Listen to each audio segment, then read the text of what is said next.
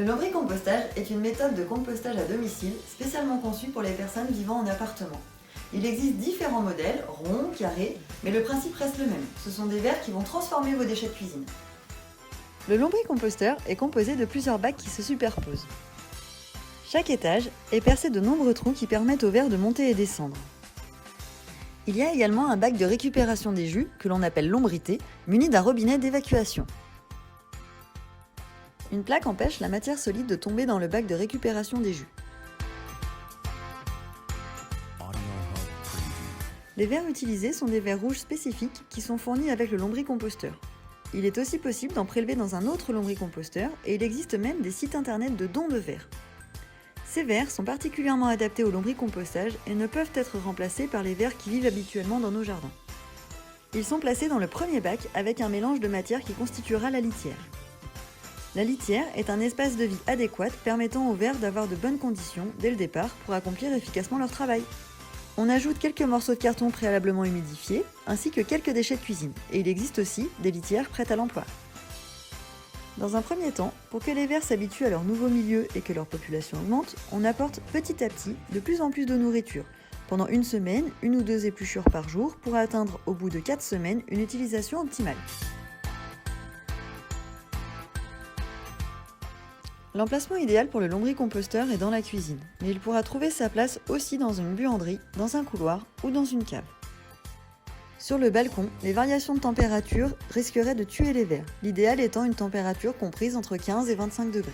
Au bout de 4 semaines, on peut remplir normalement le lombricomposteur avec nos déchets organiques. Par exemple, peau de banane, fruits de la passion, épluchures et trognons de pommes, légumes coupés, restes d'endives, marc de café. Pour faciliter le travail des vers, les déchets doivent être coupés en morceaux et certains déchets sont à proscrire comme la viande et le poisson ainsi que les agrumes. Il est important d'ajouter régulièrement de la matière sèche qui absorbera le trop-plein d'humidité. Les vers ont besoin également de matière carbonée pour leur développement. À chaque apport de déchets, on apporte environ 30% de carton coupé en morceaux. Pour cela, on peut utiliser les bases des boîtes d'œufs, les rouleaux d'essuie-tout ou les rouleaux de papier toilette. Une fois la limite de remplissage atteinte, on ajoute un nouveau plateau et on le remplit de la même manière. Une fois par semaine, on ouvre le robinet pour récupérer le lombrité. Ce jus peut être utilisé comme engrais liquide pour les plantes de la maison.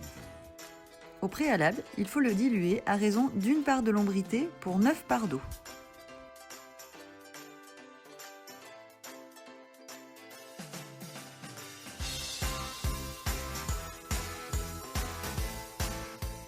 Lorsque tous les étages sont pleins, on retire le bac du dessus.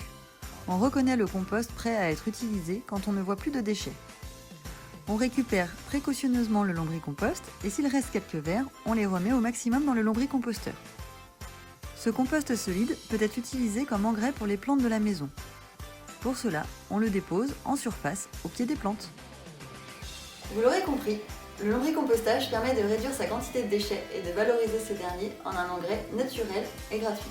Il est également possible de fabriquer son lombricomposteur soi-même.